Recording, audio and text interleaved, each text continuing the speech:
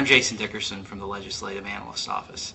In January, we released a report on California's cash flow crisis, and we're releasing an update now on our website. Since January, the legislature has passed a budget package that addressed a $40 billion budget shortfall. And that February budget package helped ease the state's cash flow crunch in the 2008-09 fiscal year. It allowed the controller to stop a one-month halt on payments for tax refunds to local governments and others, and it allowed the treasurer to resume sale of infrastructure bonds. The state, however, faces significant cash flow problems in the summer and fall of 2009. In part, this is because revenue performance for the state has been weaker than expected since February. But it also has to do with the basic dynamics of state cash flows that happen every year. The state of California collects most of its revenues in the second half of the fiscal year, that is between January and June. But it spends most of its money in the first half of the fiscal year, that is between July and December. At the end of the 2008-09 fiscal year, at the end of June 2009, the state will have a cash cushion, the available monies in the state investment pool to cover state payments, that is much lower than normal. And that lower than expected cash cushion will put the state in a very poor position to begin the first 6 months of the 2009-10 fiscal year. As a result, at the time of the February budget package, the administration projected that the state would need to borrow $13 billion from the short-term credit markets in order to pay all of its bills on time in 2009-10. Since the February budget package, however, since the administration made that projection, state revenue collections have been worse, and there is the possibility that voters will reject several measures, Propositions 1C, 1D, and 1E, on the May 19th ballot. All of these factors make the state's budget and cash flow situation worse in 2009-10.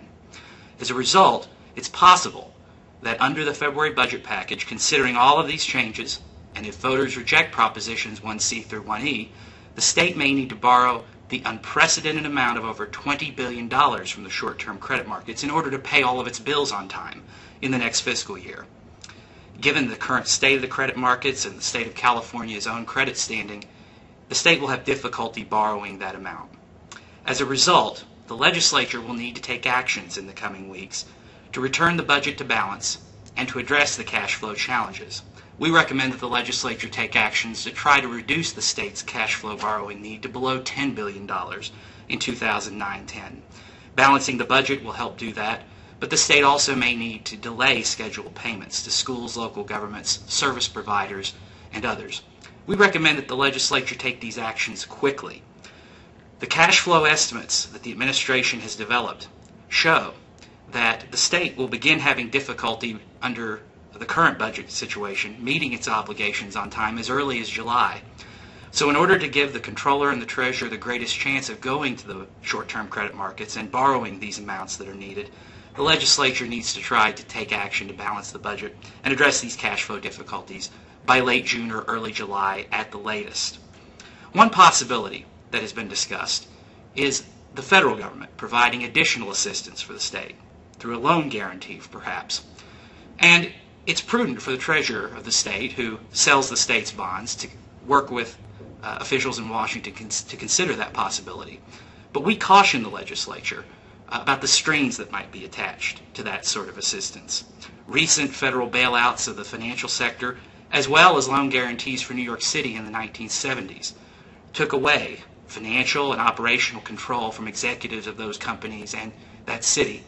And so if the legislature accepts that offer of federal assistance, if it's forthcoming at all, then there might be strings on it that take away control from California's elected leaders.